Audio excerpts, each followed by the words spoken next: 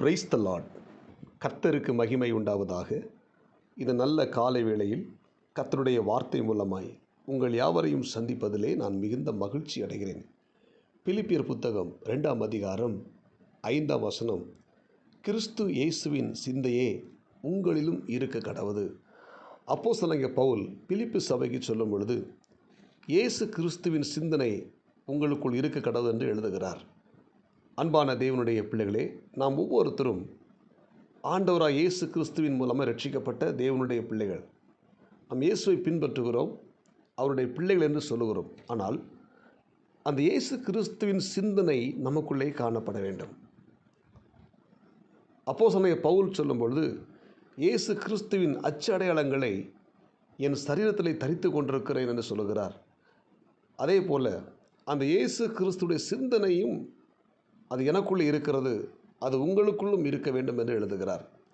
இந்த காலை நேரத்திலே இறைவார்த்தை கேட்கிற தேவனுடைய பிள்ளைகளே, நாம் இயேசப்பாவுடைய பிள்ளைகள், அவரை ஆராதிக்கிறோம்.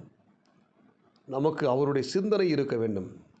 இயேசு கிறிஸ்து எப்படி அந்த சிந்திப்பாரோ, அவருடைய சிந்தனையை நாம் பெற்றுக்கொண்டு அவருக்காக நாம் வாழ வேண்டும். இப்போ இயேசு கிறிஸ்து சிந்தனை என்ன என்பதை நாம் இன்றைக்கு தியானிக்க போகிறோம். பிலிப்பி சபைக்கு பவுல் தொடர்ந்து சொல்லும்போது, அந்த 2ஆம் அதிகாரம் நீங்கள் தொடர்ந்து 6ஆம் வசனம் வாசித்து பார்த்தீங்கன்னா, அவர் தேவனுடைய ரூபமாக இருந்தும் தேவனுக்கு சமமாக இருப்பதை கொள்ளையாடின பொருளாக எண்ணாமல் தம்மை தாமே வெறுமையாக்கி அடிமையின் ரூபம் எடுத்து மனுஷ சாயலானார். அவர் மனுஷ ரூபமாய் காணப்பட்டு மரண பரியந்தம், அதாவது சிலுவையின் மரண பரியந்தமும் கீழ்ப்படிந்தவராகி தம்மை தாழ்த்தினார். அல்லேலூயா.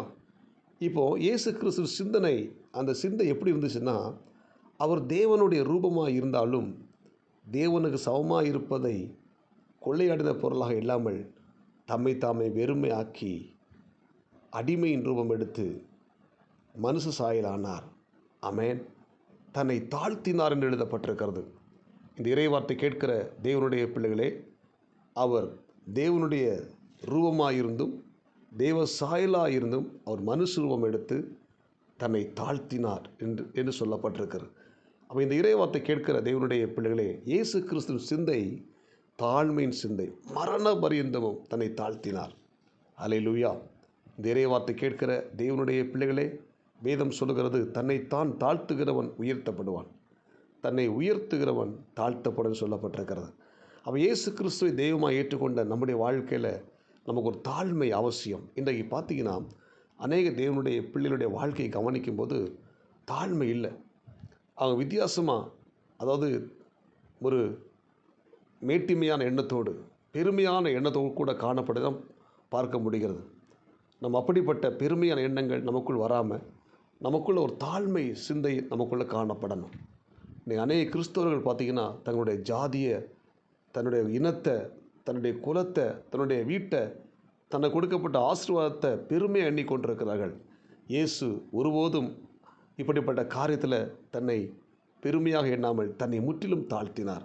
எனவே அவரை ஆராதிக்கிற நீங்களும் நானும் முழுவதும் நம்மை தாழ்த்தணும். நம்மை தாழ்த்துகிற அந்த கிருபையை நமக்கு அனுதினம் தேவன் கொடுக்கணும். அல்லேலூயா. இந்த இறைவார்த்தை கேட்கிற தேவனுடைய பிள்ளைகளை நம்மை முற்றிலும் தாழ்த்துவோம். இயேசு கிறிஸ்து தன்னை முற்றிலும் தாழ்த்தினது போல நாமும் தாழ்மையாக இருப்போம். அல்லேலூயா. நம்மை ஒவ்வொரு நாளும் தாழ்த்தும் பொழுது நம்மை ஆண்டவர் உயர்த்துவார். தேவ சமூகத்தில் போய் நம்மை தாழ்த்தும் பொழுது அந்த தேவ கிருபை நம்மை சூழ்ந்து கொள்ளும், நம்மை அவர் உயர்த்துவார். ரெண்டாவது பார்த்திங்கன்னா, அங்கே அழகாக சொல்லப்பட்டிருக்கிறது, அவர் அதாவது சிலுவையின் மரண பரிந்து கீழ்ப்படிந்தவராகி தம்மை தாழ்த்தினார். ஆதலால் தேவன் எல்லாவற்றுக்கும் மேலாக அவரை உயர்த்தி இயேசுவின் நாமத்தில் வானோர் புதலத்தோர் பூமியின் கீழானோருக்கும் முழங்கால் யாம் முடங்கும்படி பிதாகிய தேவனுக்கு மகிமையாக இயேசு கிறிஸ்துவை கர்த்தரின் நாவுகள் யாவும் அறிக்கப்படும்படிக்கு எல்லா நாமத்துக்கும் மேலாக நாமத்தை அவருக்கு தந்தளினார். அல்லேலூயா. ரெண்டாவது பார்த்திங்கன்னா, அவர் மரண பரியந்தமும் கீழ்ப்படிந்தவராய் காணப்பட்டார். அல்லேலூயா. இயேசு ஒரு நல்ல கீழ்ப்படிதல், பிதாவுடைய வார்த்தைக்கு இயேசு கீழ்ப்படிந்தார், தேவ சித்தத்துக்கு கீழ்ப்படிந்தார், தன்னை வளர்த்து ஆளாக்கின பெற்றோருக்கு கீழ்ப்படிந்தார். அல்லேலூயா. கர்த்தருடைய வார்த்தைக்கு கீழ்ப்படிந்தார். அப்போது ரெண்டாவது நம்முடைய வாழ்க்கையில் இருக்கிற இயேசுவின் சிந்தனை என்னென்னா, இயேசு மரண பரிந்தமன் தன்னை கீழ்ப்படுகிறாராகவே காணப்பட்டார். ஒரு கீழ்ப்படிதல் அவருக்குள்ளே இருந்தது. அவர் தெய்வமாக இருந்தாலும் மனுஷ சாயல் இந்த பூமியில் இருந்தாலும் தன்னை வளர்த்து ஆளாக்கின பெற்றோருக்கு அவர் கடைசி வரை கீழ்ப்படிந்து நடந்தார். பிதாவின் சித்தத்துக்கு கீழ்ப்படிந்தார். கர்த்தருடைய வார்த்தை கீழ்ப்படிந்தார். அல்லேலூயா. எனவே இந்த இறைவார்த்தை கேட்கிற தேவனுடைய பிள்ளை நமக்கும் ஒரு பரிபூர்ண கீழ்ப்படிதல் அவசியம். பெற்றோருக்கு கீழ்ப்படிவோம். நம்மை வளர்த்து ஆளாக்கிறவங்க கீழ்ப்படிவோம். வேத வசனத்துக்கு நாம் கீழ்ப்படிவோம். தேவனுடைய வார்த்தையை கீழ்ப்படிவோம். தேவ சத்தத்துக்கு கீழ்ப்படிவோம். அப்படி கீழ்ப்படியும் போது அதுவே இயேசு கிறிஸ்து சிந்தனை. எனவே இந்த காலை நேரத்திலே இயேசு கிறிஸ்துவின் சிந்தையாக இருக்க வேண்டிய 2 காரியங்கள். ஒன்று தாழ்மை, இன்னொன்று கீழ்ப்படிதல். இவைகளை நாம் கைக்கொள்வோம். கர்த்தர் நம்மை ஆஸ்வதிப்பார். ஜெபிப்போமா? பரலோக தேவனே, இந்த இறைவார்த்தை கேட்ட ஒவ்வொரு தேவனுடைய பிள்ளைகளுக்கும் ஆண்டவரே கிறிஸ்துவின் சிந்தை இருக்கணும். ஆண்டவரே, அந்த கிறிஸ்துவின் சிந்தையில் மிக முக்கியமான சிந்தை தாழ்மையின் சிந்தை. ஆண்டவரே, அந்த தாழ்மையின் சிந்தையை இந்த இறைவார்த்தை கேட்கிற ஒவ்வொரு தேவனுடைய பிள்ளைகளுக்கு கொடுப்பீராக. 2வது கீழ்ப்படுகிற சிந்தையை கர்த்தர் கொடுப்பீராக. எல்லாருக்கும் கீழ்ப்படுகிற சிந்தையை கர்த்தர் கொடுத்து ஆஸ்வதிங்க. இந்த இறைவார்த்தை கேட்ட ஒவ்வொரு தேவனுடைய பிள்ளைகளை கர்த்தர் ஆஸ்வதித்து பாதுகாத்து கொள்ளுங்க. இயேசுவின் நாமத்தில் ஜெபிக்கிறோம் நல்ல பிதாவே, ஆமேன். God bless you. உங்கள் யாவரையும் கர்த்தர் ஆஸ்வதிப்பாராக. இந்த நாள் உங்களுக்கு இனிமையாய் அமையட்டும். ஆமேன்.